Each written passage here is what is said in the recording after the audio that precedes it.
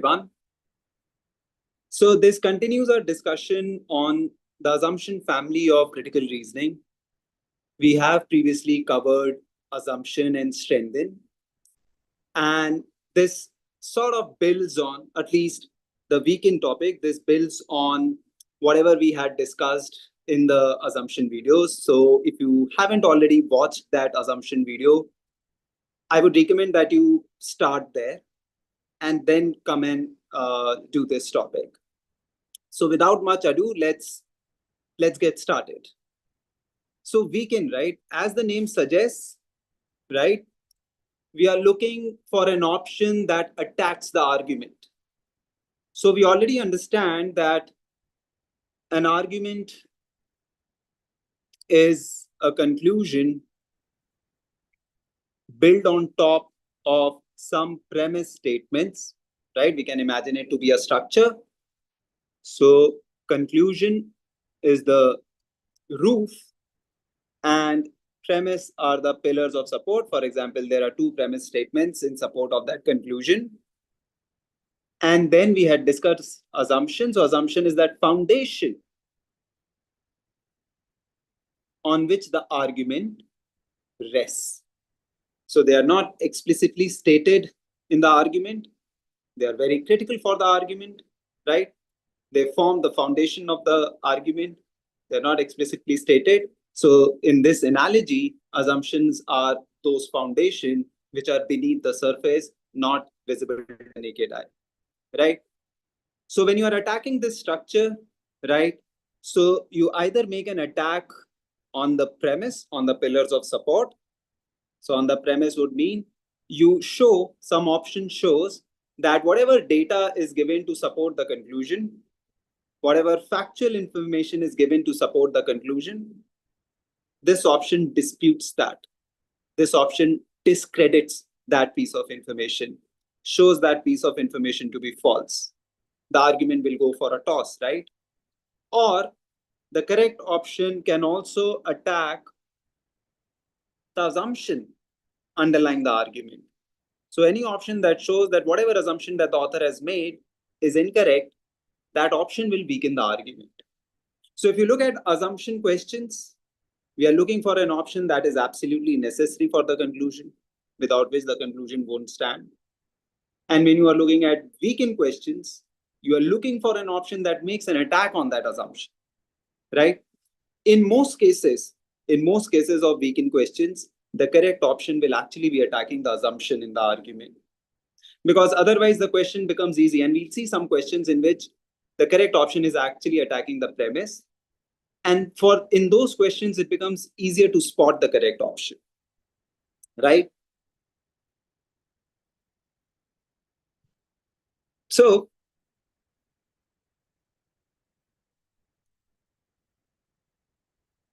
some of the points, right? When you're answering these weekend questions, what are some of the things that I take care of, right? So it says, identify and analyze the premise and conclusion. So, whenever you're doing a critical reasoning question, be it assumption, be it strengthen, be it weaken, be it main idea, be it inference, right? The critical part is always to identify the conclusion of the argument, right? The moment you understand what the conclusion is, you'll understand what kind of support is provided to this conclusion, for this conclusion. And you also can make a guess as to what the assumption the author has made, right? So once you understand the conclusion of the argument, this is what you are trying to weaken, right? So understand the conclusion of the argument. There may be some reasoning error, or the author definitely has made assumptions. Whenever the author puts forth any argument, they'll always make assumptions, some assumptions, right? In all arguments, there are these assumptions, underlying assumptions, right? So sometimes what happens is the author has taken a big sort of jump from the premise to the conclusion. And again, we'll discuss this in the questions that follow. So the author has taken a certain jump which is not really warranted, right? So the correct option, what it'll do is it'll show this big jump that the author has taken, this big assumption that the author has made is not validated. This is incorrect. So that option will be a correct option, right? So you're going through the argument, you understand what the conclusion is, you're able to see a jump that the author has made, right? And sometimes, as I said, the author has made some unjustified assumptions. The correct option attacks that assumption, right? Then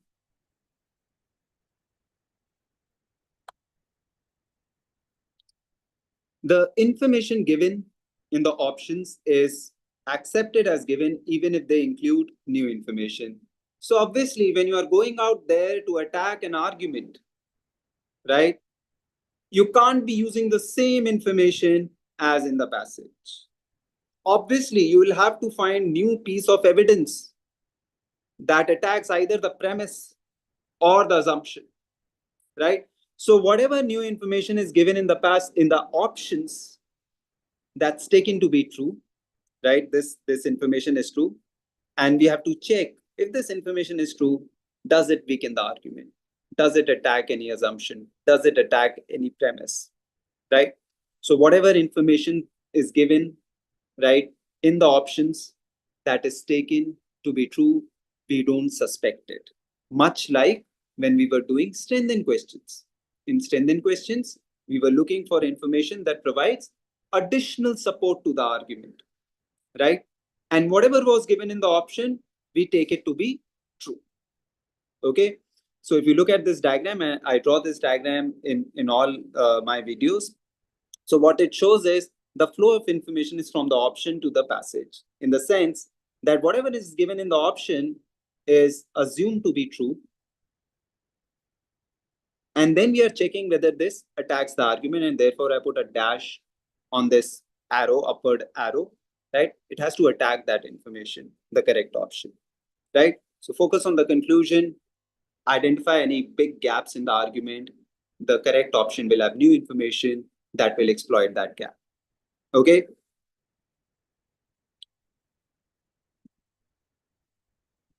So how do I identify, a weakened question? I'll get to see words like, in the question stem, I'll get to see words like weaken, attack the argument, undermine the argument, refute the argument, challenges the argument, damages the argument, right? Argue against, which one of the following options argues against the author's point? That also is a weakened question, right? Sometimes they use the word mitigates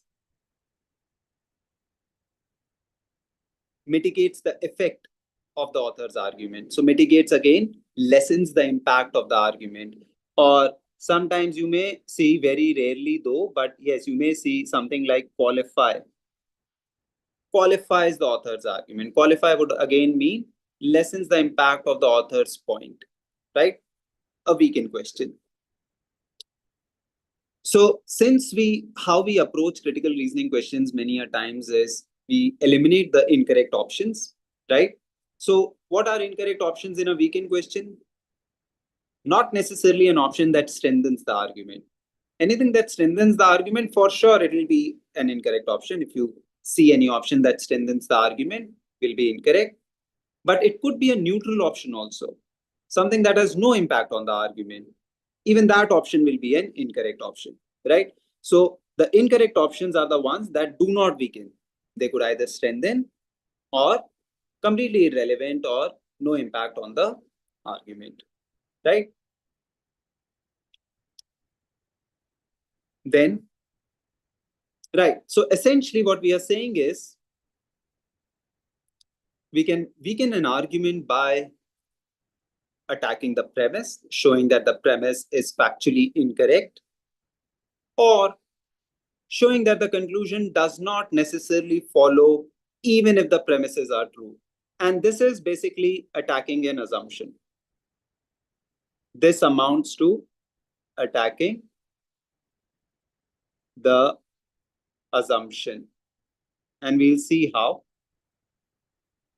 So the correct option in most cases in a weakened question will not show that the premise are false or premise are not right, or the factual statements or factual data that has been advanced in support of the conclusion is not right. That's not what the weakened option will be doing.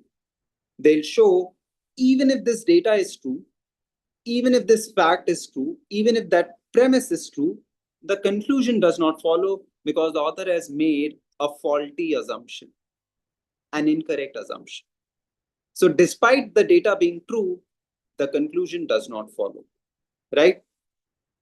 So pictorially, it would look something like this. So the author, every time the author presents an argument, they would believe that it's a valid argument, or let's say the author would believe it's a good argument. They'll show the premise supports the conclusion, right? When we are weakening the argument, what we are essentially doing is we are showing that even if the premise is true, even if I assume that the data is true, the conclusion does not follow, right? Or to show that assumption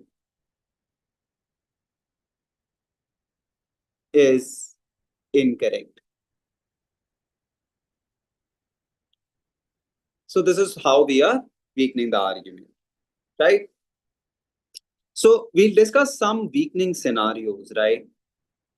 Scenarios that give us the opportunity to weaken the argument. अभी थोड़ी देर पहले हमने बोला था the argument itself will contain some gaps. The author will make some, let's say, problematic assumptions, right? We'll have to see if we can figure that out, if we can spot that assumption, faulty assumption, big gap, unjustified gap within the argument. Because some arguments, as I said, some arguments will give you an opportunity to weaken it. Let's see. So the first, right, ways to weaken an argument, look for the following. The assumption made by the author may be questionable, and the correct option will attack that assumption, right? So I'm giving you a scenario. This argument. Raj is very good at the English language. Therefore, he'll score highly in the Clat, right? So you understand what the faulty assumption here is?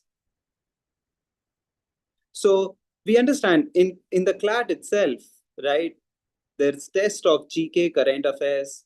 There's test of legal reasoning, right? And legal, let's say, there is an advantage if you are good at English, but still, right? There is still this test of legal, whether you're able to apply legal principle on a given fact situation, right? So there's still some test of hardcore legal reasoning. And then there is QT and even AR, right? So to say that somebody is very good at English language, they will score highly in the Clat, it looks like there is this unjustified assumption that if they are good in English language, they'll automatically be good in the other areas that Clat tests on, right? So we understand the gap there. We understand the unjustified assumption there. So the correct option would be something like, if they have to devise a weekend option, it would say, Raj is not good with current affairs or GK, which is an essential component, a necessary component to clear the Clat or to score highly in the Clat, right? So the correct option will do something like that, will sort of expose that faulty assumption, okay? The next weakening scenario, okay? The author may confuse a coincidence or correlation as cause effect or reverse cause and effect. So the two things might be correlated. Correlated would mean if, let's say, there is event 1 and then there is event 2. Okay. So event 1 goes up, event 2 goes up, right? And we see that very often, and we see that, let's say, almost all the time. Can I definitely say event 1 causes event 2? Or event 2, the reverse, event 2 causes event 1? Not necessarily, right? They may just be correlated. It could be the case there's this event 3 which is causing both event 1 and event 2. So whenever event 3 happens, event 1 goes up and event 2 goes up, right? So they may be correlated but not causally related. Another example that I use to show, difference between correlation and causation is height and weight. So in a certain class, height and weight may be correlated. People with sort of taller heights who are taller have way more, right? They could be correlated in a class of, let's say, 20 people. In a class of 20 people, we recorded the heights and weights. Increase in height was shown to be correlated with increase in weight. But can I definitely say increase in height causes increase in weight? Not necessarily, right? We can find enough examples to show that people who are taller, for example, person A is taller than person B, but person A weighs less than person B. And we can show enough examples. So we cannot say that increase in height causes increase in weight. They may just be correlated, right? So that's the difference between a correlation, both things going up and down together, and causation, one causing another, right? So we have this example here. In a city, ice cream consumption and crime rate increased simultaneously over a month period. So look, ice cream consumption went up and crime rate also went up. The conclusion they draw, the police, that increase in ice cream sales caused increase in crime rate. Can we definitely make that conclusion? Not necessarily. Again, it could be the case that heat, right, could be the cause for both increase in ice cream sales and increase in crime rate. If somebody shows, any option shows, actually it is increase in temperatures, right, that has caused increase in ice cream sales as well as increase in crime rate. That would weaken this argument, right? It shows increase in ice cream sales is not the cause of increase in crime rate. Something else is a common cause for both these two, right? Or there may be, it just may be a coincidence. So it could be the case in this 1 month period, right? The law enforcement had sort of declined. It was less efficient, right? Less policing, reduced policing, and that led to increase in crime rate. And it was not increase in ice cream sales. Something else was the cause, right? If some option says that something else was the cause, it will weaken the argument, right? So the author may have made a faulty cause-effect relationship. Okay. Now, in both the cases that we have discussed, in this case, right, the correct option is actually not attacking the premise. What is the premise here? That ice cream consumption increased and crime rate increased. So we are not saying, the correct option is not saying ice cream consumption did not increase or a crime rate did not increase. Had the option said that, it would have been attack on the premise, right? The option is not saying that. The option is saying it is heat that is causing both things to rise together, right? So it is an attack on the assumption, not on the premise. Okay. Even in the previous case, right? Raj is very good at English language. So the correct option is not making an attack on that factual statement. The correct option is not saying Raj is not good at the English language. The correct option is just showing that Raj is not good in GK, which is a critical component of the exam, right? So it is making an attack on the assumption that good at English necessarily will lead to high score in Clat, right? Okay, moving on. Scenario number 3. The author may have failed to consider all of the possibilities or relied upon evidence that is incomplete. Let's say it is a case of poor sampling. Let's look at this example. In a class of 50 students who have taken PCM, 80% said they are preparing for the JEE. in a class of 50 students, right? So this is a specific class, right? That is given in the premise. Therefore, the majority of students who have taken PCM prepare for the JEE. Look how in the conclusion, the author is over generalizing, right? Over generalizing. So it could be true. So again, the correct option is may not attack this premise.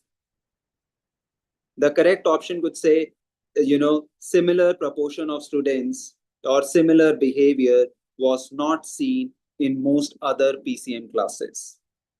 For example, in most other PCM classes, this percentage was much below 50%. Then the argument is weakened, right? So the correct option is not really making an attack on the factual correctness of the premise. It's not saying that this was not the case, this is faulty data. All it is showing is that this overgeneralization does not stand. It may be true for a specific class, but let's say in most other PCM classes, this is not the percentage. The percentage is much less than 50%, right? So that will weaken the argument. So again, such argument is relying on insufficient evidence, or let's say small sample.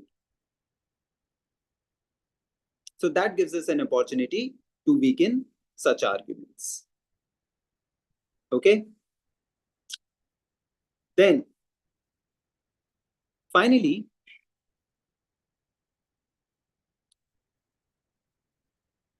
the author may compare. So this is the fourth scenario. The author may compare two or more items that are essentially different, right? Just look at the example. Virat Kohli has won more international tournaments than PV Sindhu. Therefore, he should be given Sportsperson of the Decade award, right? So immediately what you notice, and again, this currently we are doing with outside knowledge, but yes, we can imagine the correct option to say that Virat Kohli and PV Sindhu play two very different kinds of sports. Or the correct option could say Virat Kohli plays an individual sport, a team sport, and PV Sindhu plays an individual sport. Just that fact will weaken the argument. It will show the comparison is not right. The comparison is faulty. You can't compare two sportsperson, competing in different kinds of sports, completely different kinds of sports, and then make a case for one of them to win Sportsperson of the Decade based on how many tournaments they have won, right? So such a scenario will give us an opportunity to attack the faulty comparison argument, right? Okay, so what we'll do is we'll solve some of the questions. Okay, so even in the previous case, okay, before we come to this slide, even in the previous case, you have seen, so they are not really showing that Virat Kohli, the correct option is not really saying Virat Kohli has won less tournaments than PV Sindhu. It's just saying they're playing two different kinds of sports. So it is an attack on the assumption. And even in this case, so this we have discussed, right? So in all four cases, the examples that we have used, right? And you can go back in the video and check the examples that we have used, right? And the options that we have discussed that would potentially weaken these arguments, right, are not making an attack on the premise, right? They're making an attack on the assumption. So again, that will be a fancy way that, the assumption is attacked. So assumption goes away, right? And the conclusion falls apart, right? Now, let's apply this to some questions. Okay, let's do this one together.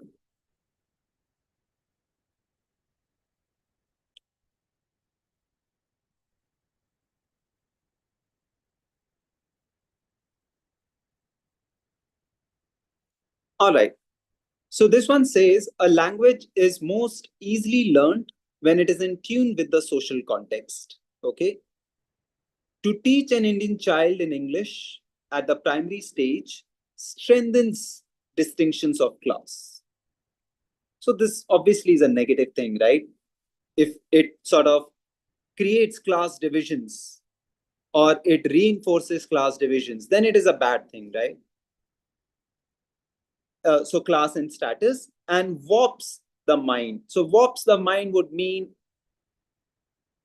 distorts the mind. So that too will be something negative. Failure to resort to regional languages in literacy campaigns hampers their success. What does this mean? Failures to resort to regional languages. Basically, if you are not using regional language and if you are using English, right, as the medium in literacy campaigns, it will hamper their success. Use of English will hamper the success of literacy campaigns. So all negatives of using English as the medium, right? We have to weaken this argument. Let's look at option A. Literacy campaigns are more successful when conducted in English. And just look at the last line of the argument: failure to resort to regional languages or using English language will hamper the success of literacy campaigns. And A says just the opposite, right? So A definitely weakens. It is an attack on this claim. So it is an attack, not an attack on an assumption, but attack on a factual claim. So attack on the premise. B. Learning English at an early age has been found to weaken class distinctions. The author said it enhances class distinctions, strengthens class distinctions. Again, B is an attack on the premise. Attack on the premise, something stated as a fact in the argument. C. Children who learn English at the primary school stage have been found to show greater intellectual ability than those who learn English only at the secondary level. So option C shows children who learn English are better off than children who start learning English at a later stage. So English is good, basically, right? Again, it is an attack on the claim that English warps the mind. English warps the mind. It says they show greater intellectual ability. So C also is an attack on the premise. Attack on the premise. Option D is therefore correct. So when I give this question in class, what happens is some people pick A, some people pick B, some people pick C, right? It does not usually happen that people pick D as the correct option, right? So, but you understand, right? All A, B, and C make an attack on the factual claims made in the passage. So this turns out to be an easy question. D is correct. So that's how we are doing weekend questions, right? Let's look at another one.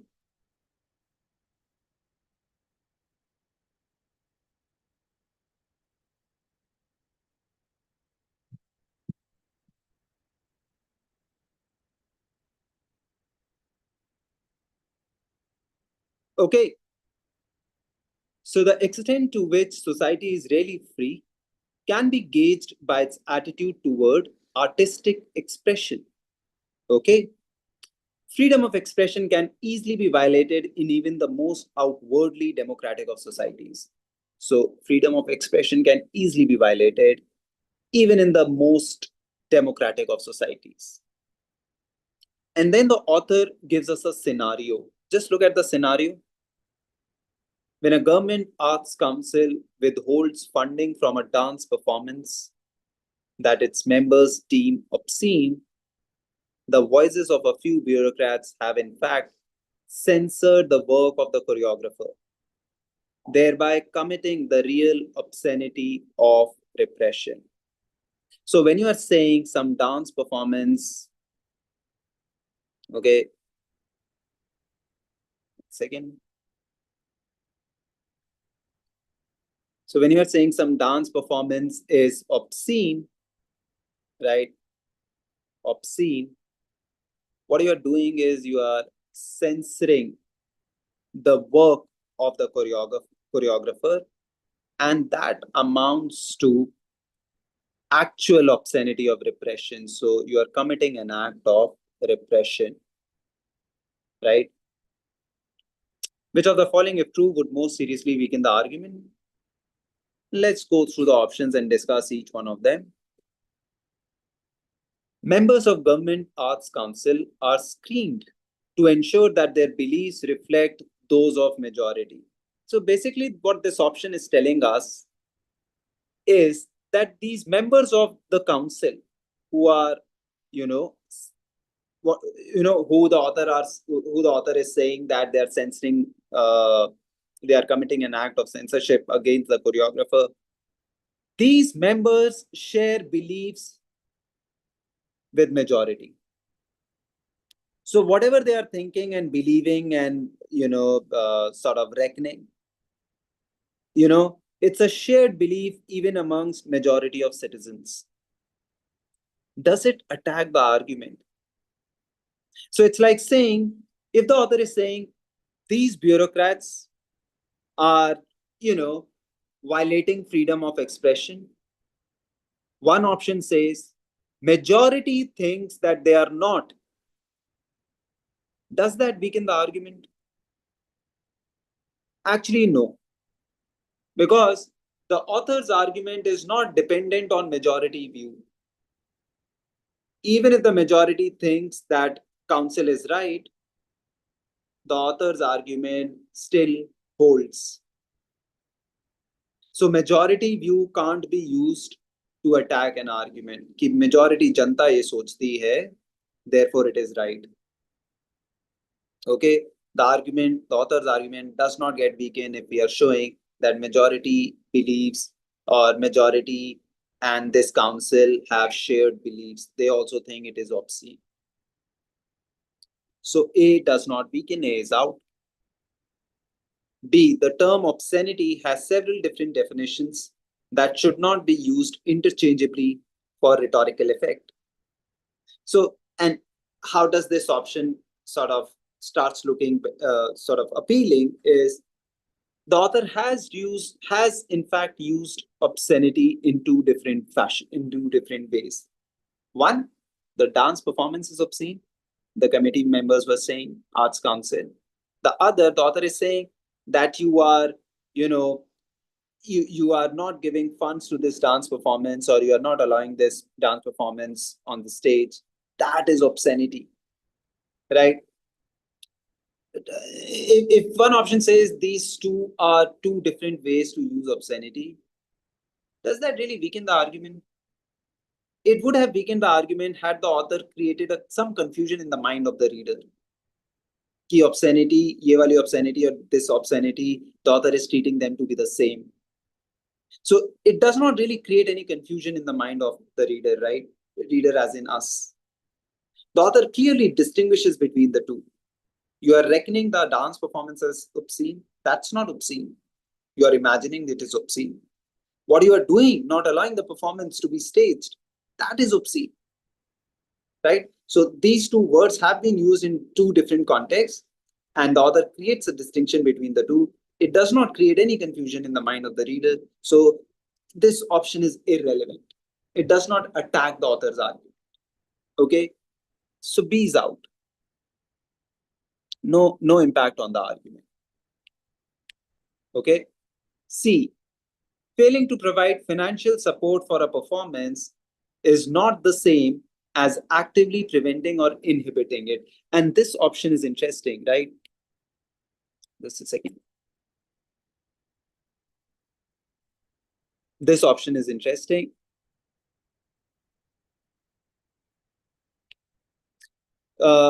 What it says is, if you are not giving financial support, right? And if you go back to the argument, it says, the voices of few bureaucrats have in fact withholding funds. Withholding funds amounts to censorship, and that is an act of repression. Now, failing to provide financial support is the same thing as withholding funds, right? Yes or no? So withholding funds is not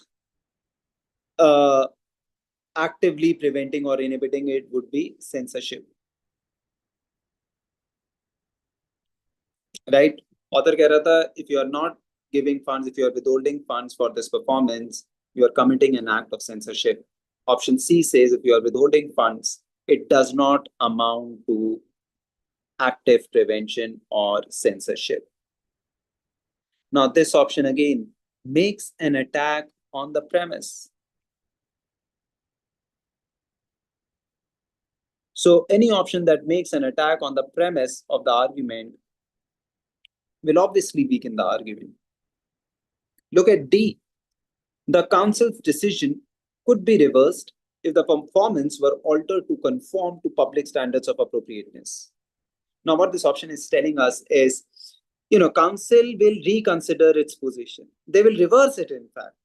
वो अपना decision change कर देंगे if you just conform to their standards, if you agree with them. Does it weaken the argument? Author was saying, if you are withholding funds, you are censoring it, and that is repression, violation of freedom of expression. Option D says, if you change it, make the required changes as per the council, they'll allow it.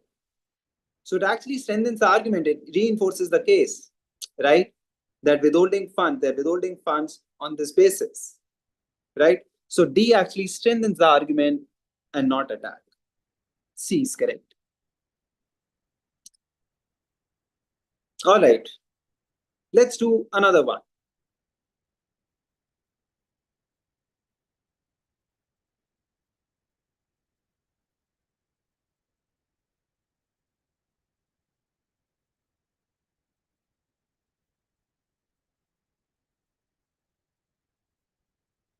We'll just give you time to read through the argument first.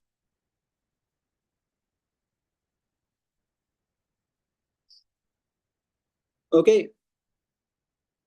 4 years ago, when we reorganized the city police department in order to save money, critics claimed that reorganization would make the police less responsive to citizens.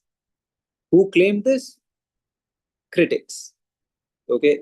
Critics claimed reorganization will lead to police being less responsive and thus lead to more crime. The police have compiled theft statistics from the years following the reorganization. So they went ahead with reorganization. That happened. But the statistics are showing critics were wrong. So this is the conclusion. Critics were wrong. तो critics were wrong का मतलब हो गया reorganization did not lead to more crime. That's what the author is arguing. So what are the statistics showing? There was an overall decrease in reports of thefts, including small thefts. So the conclusion is critics are wrong, or reorganization did not lead to more crime. What is the factual basis given in support? This is given as the premise. Once again, this is given as the premise. Reports of thefts have come down. Okay, this is given as the premise. And we have to weaken it. Let's see. Option A. When city police are perceived as unresponsive, victims of theft are less likely to report thefts. Less likely. So what is the author basing his conclusion on? I'll just sort of simplify this. Author is saying less reports, because the author says decrease in reports, right? So the author is basically saying less reports or a more appropriate word would be fewer reports. And therefore, the author says critics were wrong. Critics were wrong is less crime, right? Option A says actually people are less likely to report thefts to the police. So what the author is trying to say is कि actually reports कम हुई हैं, so we can conclude crime कम हुआ है, right? Crime कम हुआ, reports कम हुई, right? That's what the author's argument is, reasoning is. But if we are able to show reports इसीलिए कम हुई हैं because people have not reported thefts.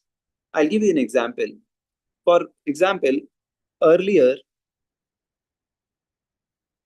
right, there were 50 thefts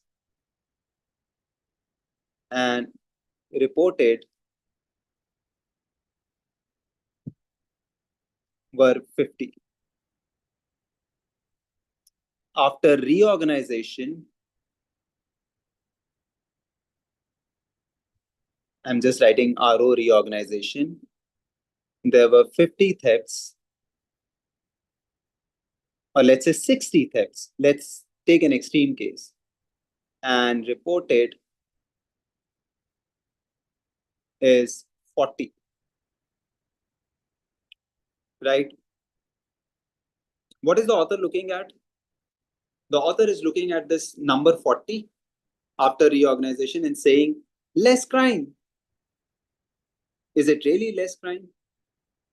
No, people have not reported thefts, right? There are in fact 60 thefts, but only 40 are reported. Why have the people not reported? They think police is unresponsive.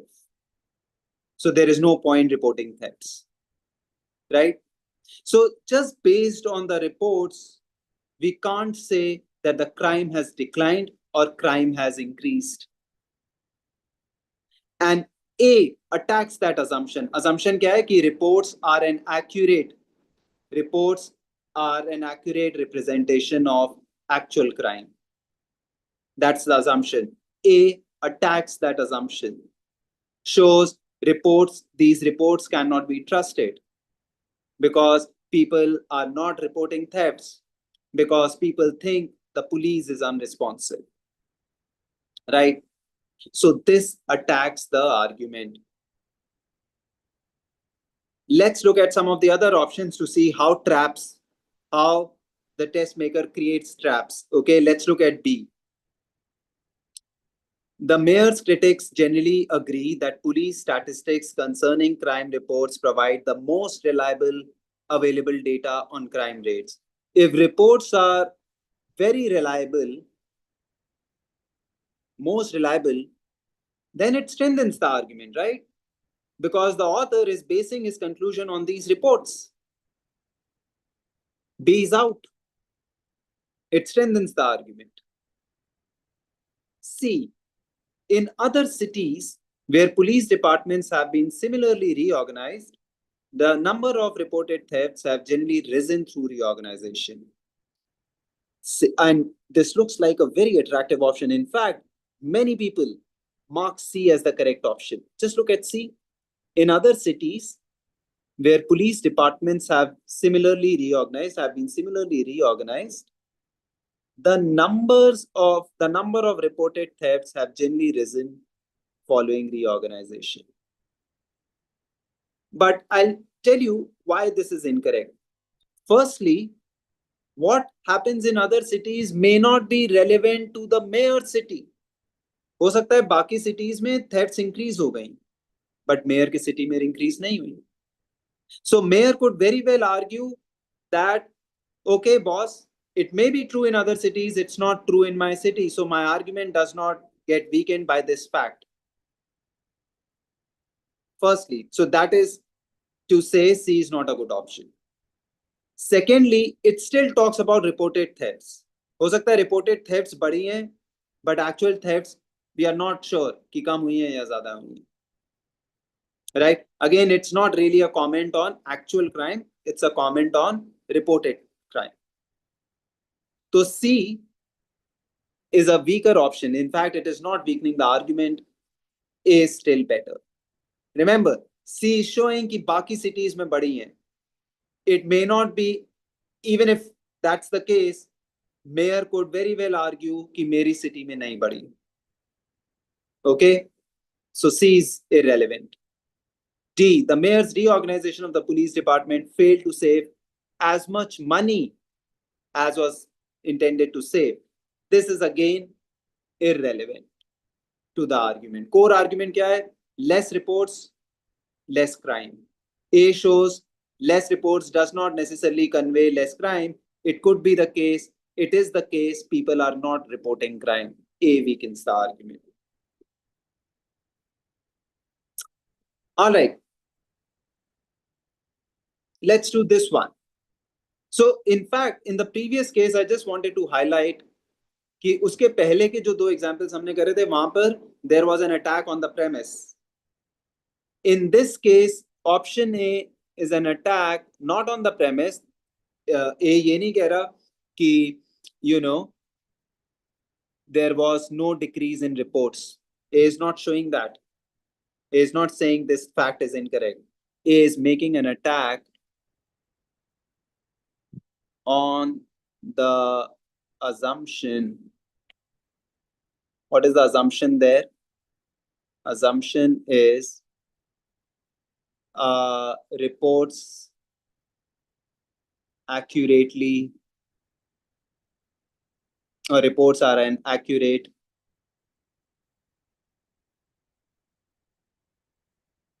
depiction,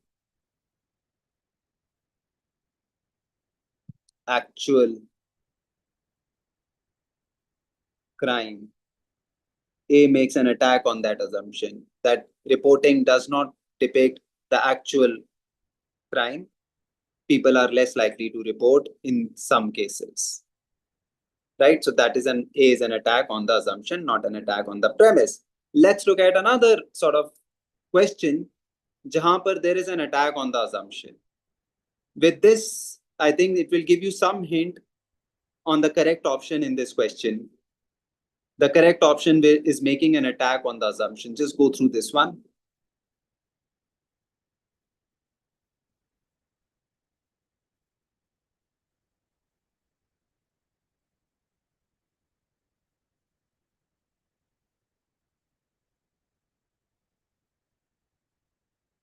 Okay, so because most references to dogs by characters in Shakespeare's plays are derogatory, it has been argued that Shakespeare did not like dogs. So Shakespeare did not like dogs is the conclusion. Based on what fact? Based on the fact that, so this is the premise, based on the fact that most references to dogs are derogatory. We have to attack this argument. Let's look at A. Strongest objection to the argument would mean weaken the argument, right? Characters in a play by Shakespeare's contemporaries make laudatory references to dogs. So Shakespeare's contemporaries, contemporary playwrights, they make laudatory references to dogs. So what? We don't know whether they liked dogs or whether they hated dogs. Since we don't know that, we don't know what to make of these laudatory references. Iska matlab kya hai? They are making laudatory references whether they hated dogs or liked dogs. That is not being that's not stated in this option. So we don't know which way this option will go. We don't know how it attacks or strengthens the argument, right? So it is vague. A is out. Shakespeare also makes derogatory references to cats and tigers. Again, so what? Does he like, did he like tigers? Did he like cats? We are not given that. Had it said Shakespeare makes derogatory references to cats and tigers, but Shakespeare loved cats and tigers, then this option would have weakened it. Just this statement does not, we don't know how it weakens or strengthens. So B is out. C says There is no record of Shakespeare having owned a dog. Again, so what? So what? If anything, it shows that he did not like dogs, right? So it may just strengthen the argument. But no record does not mean he did not own a dog, right? So this is an irrelevant sort of piece of information, no impact on the argument. D, what a character in a play says need not reflect the author's own feelings. So how he's referencing dogs need not reflect his own feeling about dogs. And this attacks the argument. So again, look at option D. It is not making an attack on the premise. It does not say key references to dogs by characters are not derogatory. अगर कोई option नहीं बोलता no references to dogs by characters in Shakespeare plays are derogatory, वो option weaken कर देता. But this is not what this option is saying. This is attacking the assumption in the argument. What is the assumption in the argument? What a character does or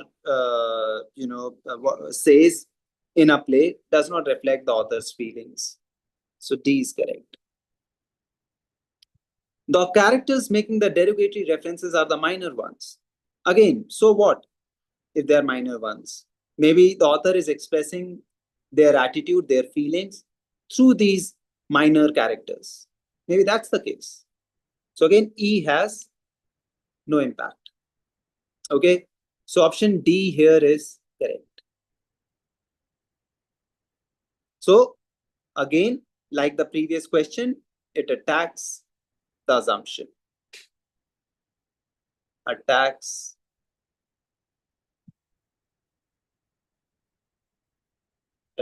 the assumption. Okay, option D, 10. Moving on. So the other concept that I wanted to discuss today is, again, this is very frequently tested in weekend questions. Just a second. Okay, weekend and causality. And we had touched upon this. We had touched upon this in some while earlier when we were discussing correlation and causality. कि जरूरी नहीं है if two things are going up together or going down together, they are related in a cause effect way, right? So cause effect, I'll just sort of give you how they treat cause effect in critical reasoning. So cause effect ऐसा है that if the cause happens, right, if the author is saying A causes B, so the author is essentially saying A definitely results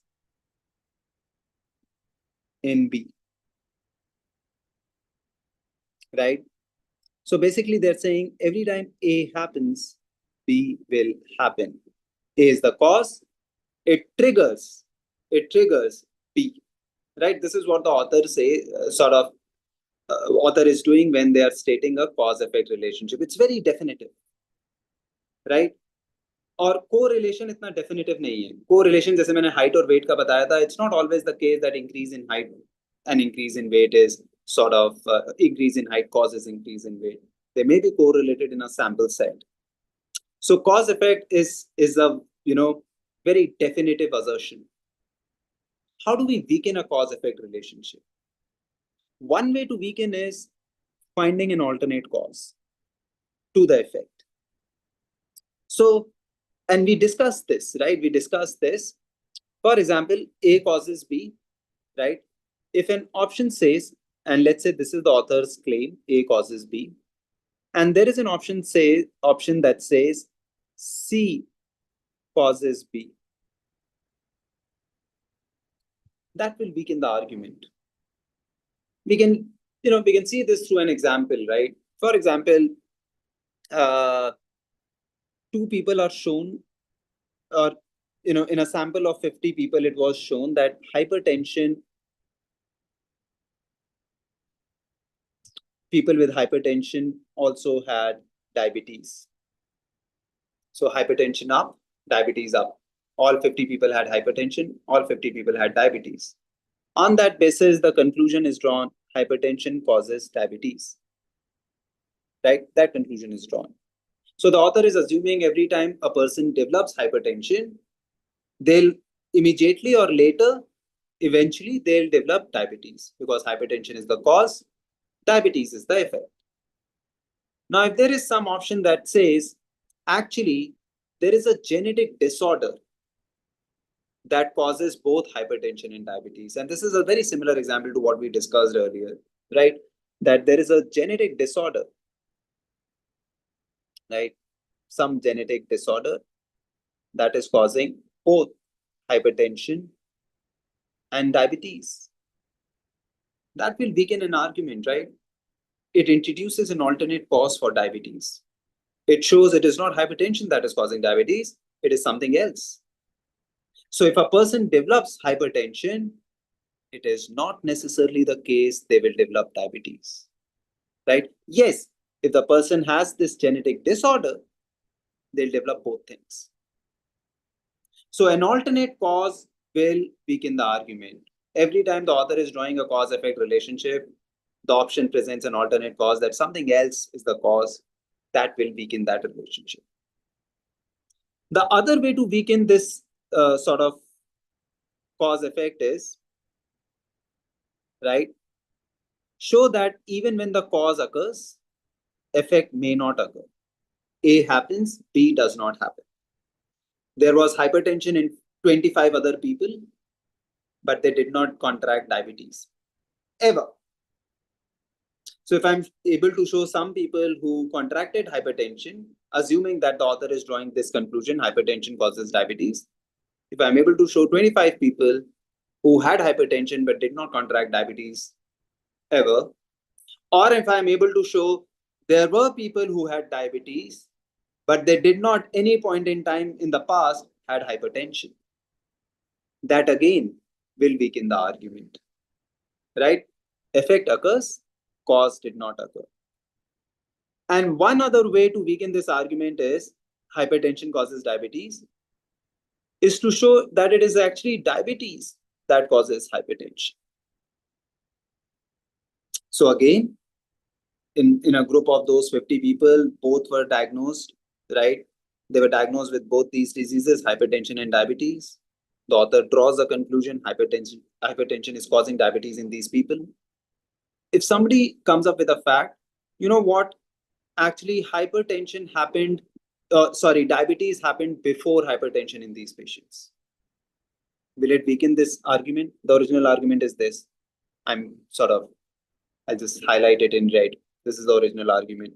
I've written so many things on the screen, right? Encircled in red. So hypertension causes diabetes is the author's conclusion. Somebody comes up with a fact, you know what, doctor, in these all these 50 patients, they developed diabetes first before they developed hypertension, right? So it may be the case that diabetes is causing hypertension in them and not the other way around.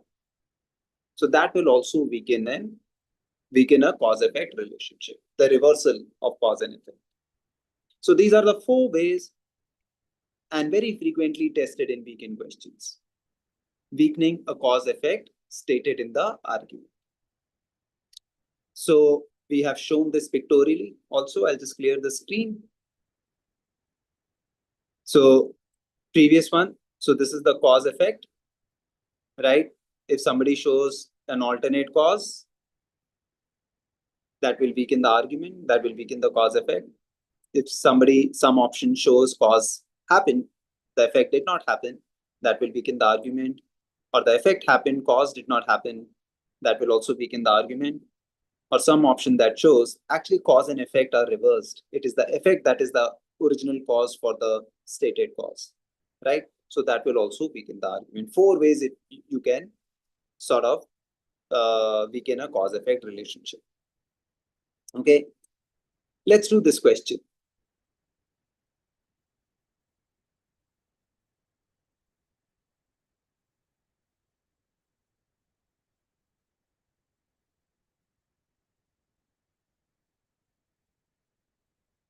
So it says recent studies show that the reduction in the maximum speed limit from 65 miles per hour to 55 miles per hour substantially reduces the number of highway fatalities, right?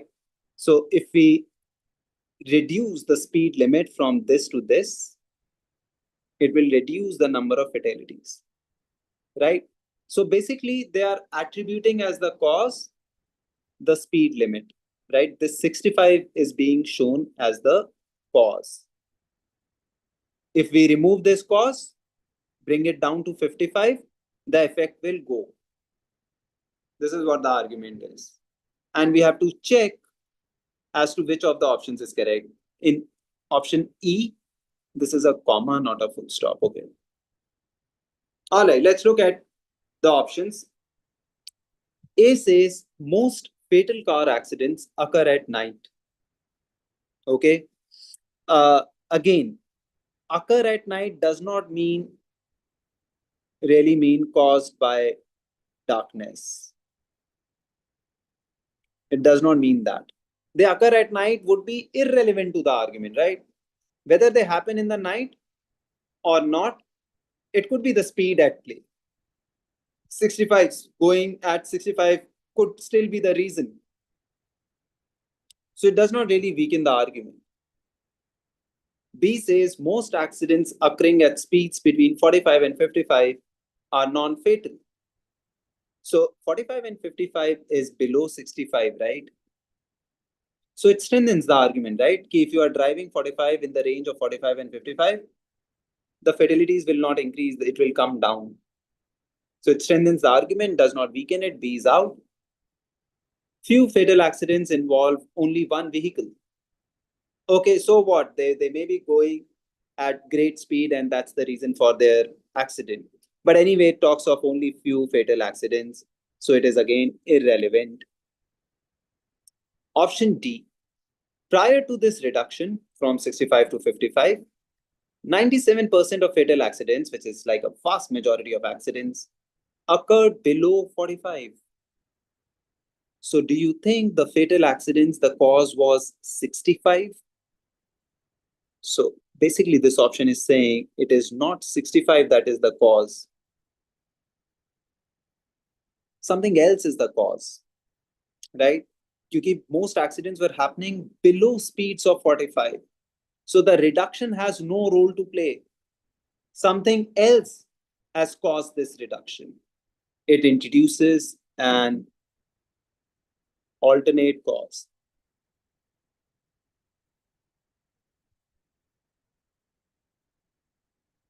So D is good. E says prior to the reduction, 97% of fatal accidents occurred between 55 and 65. So again, it strengthens the argument, right? We have brought down the speed from 65 to 55, and now it is in the range of 55 and 65, not going above 65. So fatal accidents, prior to the reduction, this is the speed that they were occurring at, right? So 55 के ऊपर accidents हो रहे हैं. The moment I bring the top speed to 55, the reduction in accidents, fatal accidents has occurred, right? So it strengthens the argument, right? Does not weaken it. Bringing down the speed to 55, it has reduced fatal accidents, right? Option D is correct. It hints at, it suggests, it implies without really stating it that something else is the cause. D is correct. Okay. So we'll end this here, right? This was a broad overview of how to answer weekend questions. And as I had said earlier, all these topics, that we have discussed so far, inference, main idea, main point, strength and weekend assumption, syllogism, conditional, right? For all these topics, once we are done through with all the topics, we'll follow these sessions up with the practice, more intensive practice of questions based on these topics, right? We'll end this here. I'll see you in another critical reasoning session very soon. Subscribe to the channel, get notified on whatever we are updating, uploading, recording live on this channel. I'll see you soon. Take care.